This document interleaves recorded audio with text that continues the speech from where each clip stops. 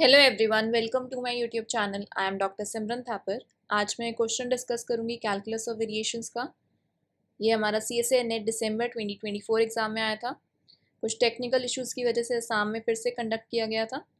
उस एग्ज़ाम का ये क्वेश्चन है। पार्ट सी में आया था, MSQ टाइप था, मतलब एक से ज़्यादा ऑप्शंस करेक्ट हो सकते हैं। वेटेज थी 4.75 मार्क्स। सो क्वेश्चन क्या था? Question was, consider the variational problem, minimize jy is equals to integration 0 to 1, ये हमें functional given है, where y0 and y1 are free, जो इसकी boundary conditions है वो हमें free given है. Then which of the following statements are true? Option A, there are infinitely many extremals. Option B, there are more than one but finitely many extremals. C part, there is no extremal. Option D, there is a unique extremal.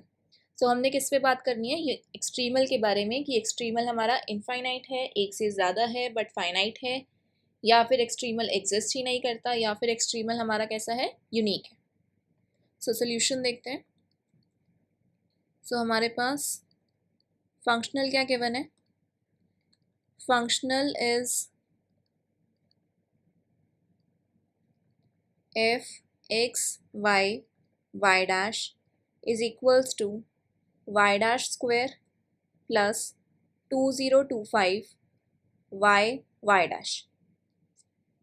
सबसे पहले हम यहाँ पे Euler Lagrange equation apply करते हैं।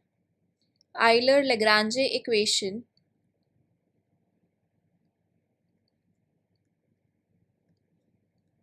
is given by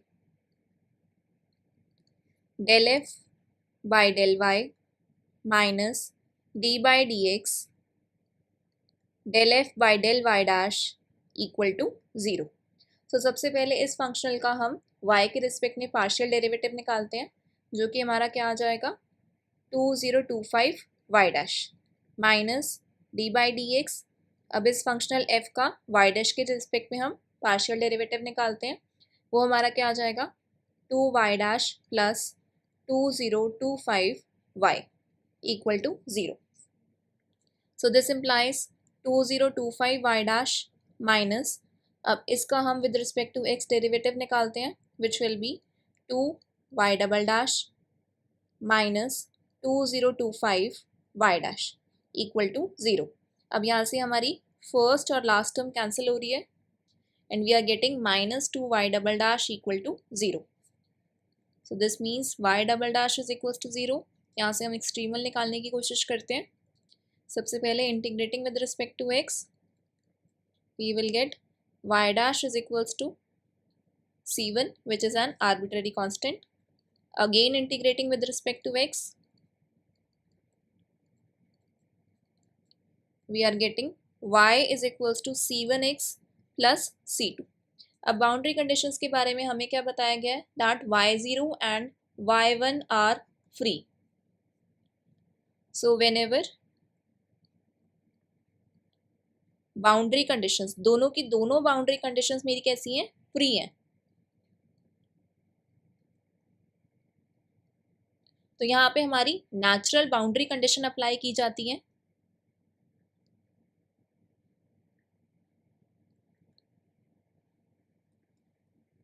natural boundary condition हमारी क्या है?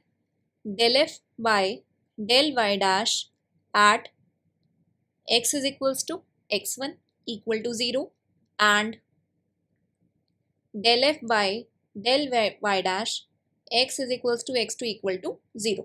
यहाँ पे हमारी दोनों फ्री हैं तो दोनों के लिए कंडीशंस लगाएंगे। अगर कोई एक फ्री होता तो अकॉर्डिंगली हम कंडीशन अप्लाई करते। So del f by del y dash, ये हमने यहाँ पे कैलकुलेट करा था, ये मेरा आया था 2y डैश प्लस 2025y। तो इसको यहाँ पे हम यूज़ कर लेते हैं। 2y dash x plus 2025y x at the point x equal to x1 equal to 0। अब x इक्वल टू x1 मेरा क्या था? हमारी जो इंटीग्रेशन थी वो जा रही थी 0 to 1। So this means that x1 is 0 and x2 is 1। So this implies 2y dash 0 plus 2025 y 0 is equals to 0। एक तो मेरे पास ये कंडीशन आ गई। सेकेंड कंडीशन क्या आएगी, del f by del y dash at x equal to x2, so that will be 2y dash, x2 मेरा क्या था 1, 2y dash 1 plus 2025 y1 is equals to 0। और यहाँ पे हमने y क्या कैलकुलेट करा है, y is equals to c1x plus c2, so as yx is equals to c1x plus c2। अब यहाँ पे हमें क्या क्या चाहिए, हमें y0 y1 चाहिए, y dash 0 and y dash 1।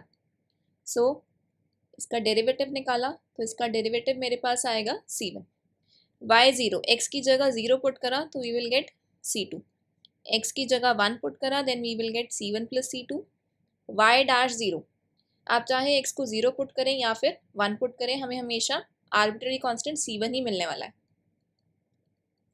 अब इन सभी कंडीशंस को मैं इक्वेशन 1 और 2 में पुट कर देती हूँ। सो 2y dash 0 2c1 plus 2025 y0 is c2। यहाँ से मेरे पास एक और इक्वेशन 3 आ गई। इक्वेशन 2 में भी पुट करते हैं, 2y dash 1 2c1 plus 2025 y1 c1 plus c2 equal to 0। अब इन दोनों इक्वेशंस को सब्ट्रैक्ट करते हैं। So 2025 c2 minus 2025 c1 minus 2025 c2 equal to 0। So यहाँ से ये मेरा कैंसिल हो गया। So c1 is equals to 0। अब c1 की वैल्यू 0 आ रही है तो किसी भी इक्वेशन में पुट कर देते हैं, इक्वेशन 3 या 4 में। मैं इक्वेशन 3 में कर रही हूँ। By equation 3 when c1 is 0 then 2025 c2 equal to 0, this means that c2 is equals to 0। और हमारे पास क्या था, yx is equals to c1x plus c2। c1 और c2 दोनों ही मेरे आर्बिट्ररी कांस्टेंट कैसे आए हैं, 0 आए हैं। अब ऑप्शंस जाके एक बार हम चेक करते हैं। ऑप्शन ए में कह रहे हैं कि इनफाइनाइटली मेनी एक्सट्रीमल्स एग्जिस्ट कर रहे हैं, जबकि मेरे पास एक ही एक्सट्रीमल एग्जिस्ट कर रहा है yx equal to 0। Option B में क्या कह रहे हैं, there are more than one but finitely many. More than one नहीं कर रहा है, एग्जैक्टली एक ही एक्सट्रीमल एग्जिस्ट कर रहा है। देर इज नो एक्सट्रीमल, जबकि हमारा एक्सट्रीमल एग्जिस्ट कर रहा है। Option C is also wrong. Option D there is unique extremal, so option D हमारा यहाँ पे करेक्ट बन रहा है। सो आंसर यहाँ पे हमारा क्या है, ऑप्शन डी। यहाँ पे हम क्या कर सकते थे, एक और कंडीशन भी यूज कर सकते थे कि यहाँ पे जो हमारा फंक्शनल था y dash स्क्वायर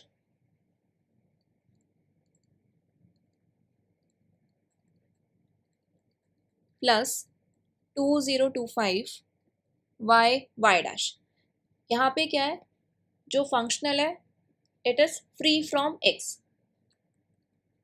तो जब भी फ्री फ्रॉम x होता है तो वहाँ पे हमारी आइलर लैग्रांजे इक्वेशन क्या बन जाती है, f minus y dash del f by del y dash equal to constant. इसको भी यूज़ करके एक बार सोल्यूशन निकालते हैं, सेम ही आएगा हमारा। Y dash square plus 2025 y dash minus y dash del f by del y dash 2y dash plus 2025 y equal to arbitrary constant c. So this implies that y dash square plus 2025 y dash minus 2y dash square minus 2025 y dash is equals to constant c. So यहाँ से मेरा second और fourth term cancel होगी and we are getting minus y dash square is equals to constant c.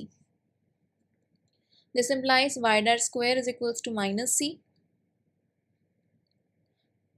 Minus c को मैं कोई भी arbitrary constant a लिख सकती हूँ।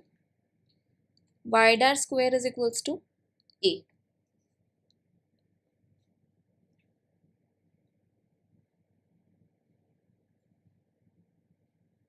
So this implies that y dash is equals to plus minus under root a. Again ये हमारा constant ही है तो इसको मैं किसी कांस्टेंट b से रिप्लेस कर देती हूँ। So this implies that y dash is equals to b. Now integrating on both the sides, with respect to x.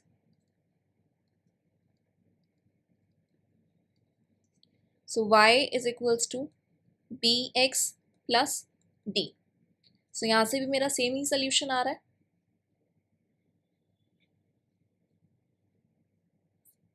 तो जो हमारी यहाँ पे कंडीशंस बनी थी, कंडीशन 1 और 2, ये भी हमारी सेम ही बनेंगी. सो अगर आपको यहाँ पे याद रहते ये कंडीशन कि जब फ्री फ्रॉम एक्स है तो हम ये वाली इक्वेशन यूज़ करते हैं, तो आप इससे भी जा सकते हैं. अदरवाइज अननेसेसरली आपको इतनी इक्वेशंस याद रखने की नीड नहीं है.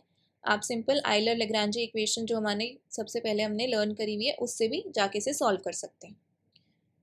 अगर आपको कैलकुलस ऑफ वेरिएशंस की और भी वीडियोस चेक करनी है तो आप ये प्लेलिस्ट जाके चेक कर सकते हैं. इसमें मैंने सीरीज़ में सारा सीक्वेंस में बना रखा है, एक एक टॉपिक एक्सप्लेन करा हुआ है lecture wise and with previous year questions. Thank you for watching my video. Please like, share and subscribe my channel.